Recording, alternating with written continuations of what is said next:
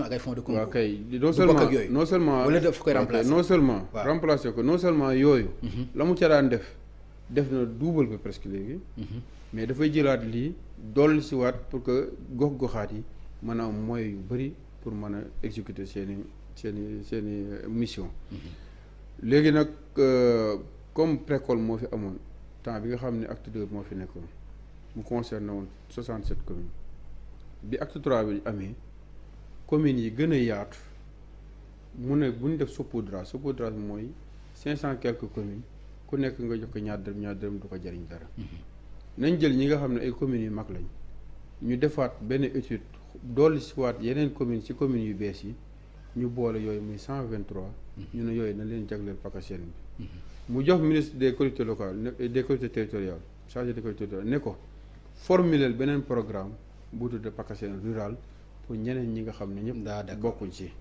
mais man bi nga xam ne moom lañ ma dénk moom mooy PACASEN bi nga xam ne 123 communes yooyu ñoom la intéressé léegi si 123 communes yooyu dafa am ay chefs-lieux de région mooy comme Fatick comme Dakar comme Saint-Louis comme Diourbel comme yu demee noonu ñooñu mu ne ñooñu nag dafa laaj ñu injecter leen bu baax ay financement pour que seen modernisation seen émergence gën a gaaw. loolu dina ci baax. parce que dañ ciy gis koo xam ne budget am du. da ngay dégg ñu ne diw waaw kay chef lieu de région la. te xëy na niveau de développement am. ak aménagement bi des na. mu ne ñooñu nañ leen pomper bu baax ay financement mu ne nañ jëlaat également yenn dëkk yu mag yi nga xam ne dañuy màgg te li ñu boot dafa bëri dëkk bu mel ni Touba dëkk bu mel ni Pikine dëkk bu mel ni Mbour ak yu demee nañ leen ci boole. ñooñu tamit ñu indil leen ay financement yu bëri pour que ñu mën a assumer seen statut mën a continuer bu baax ci seen développement parallèlement mu ne ministre chargé des collectivités territoriales formuler PACASEN rural pour yeneen communes yi yëpp ci Sénégal ni ma defal communes yu mag yi ñu defal leen ko parce que ñoom tamit moom dafa téye ci li ñuy wax équité territoriale pour que ñëpp yem ci li nga xam ne moom la ñuy def léegi nag ñun fonds yooyu li ñuy jël di ko jëlee fan di ko jële ci état du Sénégal ak état du Sénégal ak banque mondiale ak agence française de développement ñoom ñoo booloo muy 130 milliards ñu pour 5 ans ñu koy jël chaque année di ko yóbbu ci budget wu collectivité territoriale mooy maire yeeg yu demee noonu bu leen ko joxee nag ñoom ñooy xool fan lañ koy yóbbu ak nan lañ ko fay yóbbu. tout à fait. ñun buñ paree la ñuy ñëwaat xool ba xam ndax fañ waxoon ne fa lañ ko yóbbu nañ ko fa. ak nañ waxoon ne noonu lañ ko fay yóbbu ndax yóbbu yoon. d'accord léegi loolu yow en tant que tutelle ndax xam nga ci satisfaction bala ñuy ñëw ci banque mondiale wala AFD. waaw PACASEN bi boo seetloo. actuellement maire yu bëri moom la ñuy campagne parce que def na ay résultats yu bëri ci dëkk yi mu dugg yëpp soppi na seen xar kanam. donc ça veut dire que c'est un programme bu pertinent. bokkul ak li AGEROUTE di def wala li AGETIP di def. waaw ay AGEROUTE moom mu ngi woon ak Promoville. moom tamit day def ay route ak ay aménagement gi demee noonu. d'accord waaw AGETIP nag ci PACASEN bi am na communes yoo xam ne bu fekkee seen investissement bu complexe la mën nañ ko jël mu gunge leen ci. comme ni ñu mënee jëlee ARD bu dee commune boo xam ne am na service technique yu ko mat ñoom mën nañ exécuter seen bopp. li nga xam ne moom lañ am ci PACASEN waaye PACASEN moom actuellement boo seetloo maire yu bëri moom la ñuy campagne comme ay résultats parce que vraiment changé na xar kanamu dëkk yu bëri. voilà jërëjëf Cheikh Issa ñu fàttali ne ci wàllu liggéey magistrat nga woon lan moo tax nga def nga daal di jël robe bi teg rek dugg ci wàllu politique lan moo tax. waaw xam nga politique nag dafa di lu noble yoo xamante dëgg rek jox sa bopp askan wi. bëgg na noble magistrature. waaw yooyu yëpp bu ci nekk moom am na ay kii am daal. waaw c'est-à-dire nekk magistrature noble moo taxoon ma dugg ci. mais ku nekk tamit da ngay am maanaam destin xëy na. man bi ma côtoyé ku ñuy wax président Macky Sall dans l'opposition sama benn xarit boole ma ak moom ma yendoog moom ci benn jour waxtaan.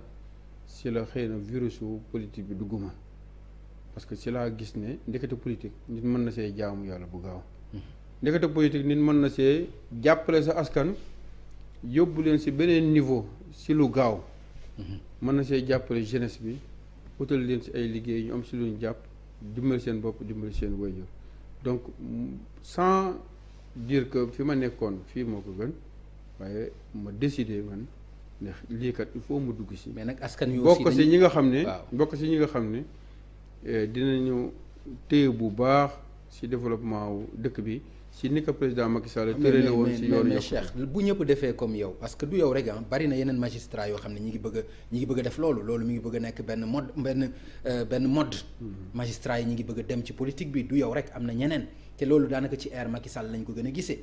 comme journaliste yi ñu bëri ñu ngi dem si. wàllu politique mais nañ wax ci boo gisee yeneen corps yi tamit c'est-à-dire politique moom. boo demoon dëkk yu bëri da koy développé ñi nga xam ne ay artistes yu confirmé wala ay journalistes yu confirmé wala ay magistrats yu confirmé wala ay administrateurs yu confirmé wala ay chefs d'entreprise yu confirmé ñoom ñooy dugg si politique. je sais pas bul wax loolu aussi. soo ko waxee day mel ni ñi fa des dañu nekkul ñu confirmé. non dama ne soo waxee loolu dafay mel ni ñi nekk ci magistrat dañu confirmé wul. déggoo li ma la wax. waaw non dama ne ñi nga xam ne ñoo nekk si politique. waaw en général mooy ñi nga xam ne ñoo nekk ci askan wi yëpp. d'accord loolu laa la bëgg a xam. léegi nag il faut que ñu dañu war a promouvoir le fait que ci wàllu politique bi ñu fay dugg ak conviction. foo mënti nekk bu fekkee am nga conviction ne yow war ngaa participer ci dëkk rek war nañ la mën a bàyyi nga dugg ci. ok léegi wax nga ko léegi. que président de la République moom moo la passe virus bi ni nga ko expliqué ci wàllu politique ñu jëm nag ci ay ëllëg ci politique sa xam-xam màcc ci wàllu yoon problème mu mandaam 3e bi indi jiixi jaaxa Cheikh Issa tey lan nga ci mën a wax par exemple ci président de la République li nga xam ni moom la waxoon constitution bi li mu wax article 27 li mu wax 2 mandats yi consécutifs yi lan nga ci mën a wax loo xam ne lu ñu mën a jàpp la.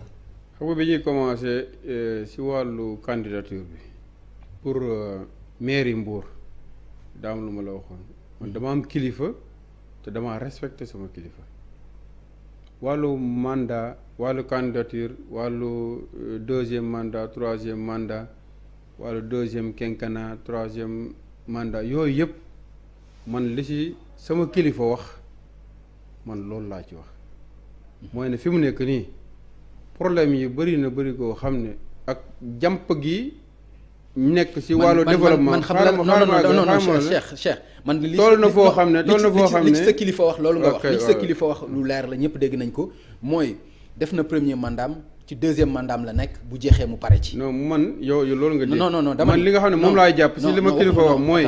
ne mbir moomu daal li ma wax. nañ ko bàyyi ba mu jot.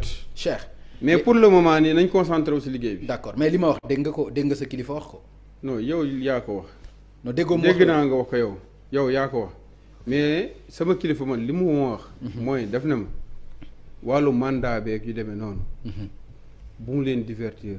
concentré wu leen ci liggéey bi si ni ñu fexee ba jàppale askan wi ci li mu nekk. d'accord ni ñu fexee ba développer dëkk bi. ok li ci des nag. bis bu jotee luñ ci def rek incha allah ñu def ko. ñi ngi jëm ci ay locales yoo xam ni yéen a ngi war a jàkkaarloo coalition bu taxaw.